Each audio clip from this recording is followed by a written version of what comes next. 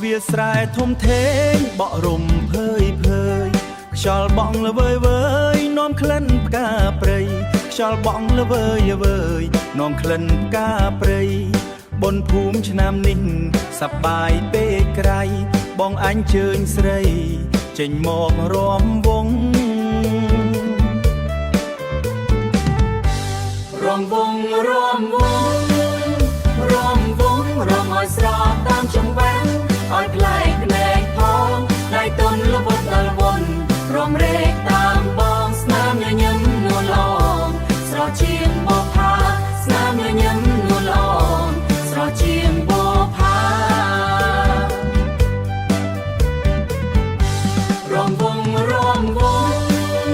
រំវងរំឲ្យស្រស់តាមចង្វាក់ឲ្យប្លែកភ្នែកផងដៃទុនលវត់ដល់វន់រំរែកតាមបងស្នាមញញឹមនួនឡងស្រស់ជាងបបផា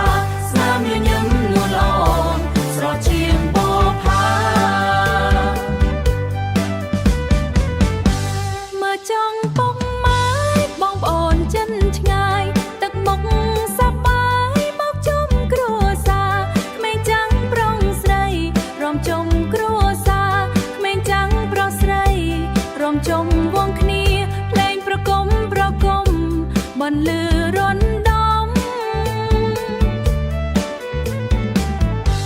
រំវងរំវងរំវងរំឲ្យស្រស់តាមចង្វាក់ឲ្យប្លែកភ្នែកផងដៃទុនលវត់ដល់វន់រំរែកតាមបងស្នាមញញឹមនួនឡងស្រស់ជាងបបផាស្នាមញញឹមនួនឡងស្រស់ជាងបបផា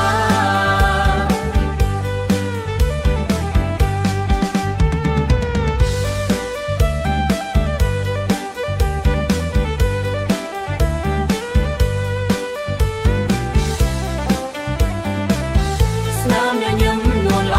ងស្រស់ជាងបបផាស្នាមញញឹមនួនឡងស្រស់ជាងបបផារំរែកចុះអូនកុំអៀនអន់អីរំឲ្យអស់ដៃក្នុងគ្រាសប្បាយទួយប់ជ្រៅណាស់ក៏មិនចង់ឃ្លាតឆ្ងាយរំវងស្រុកអាយសប្បាយម្លេះទេ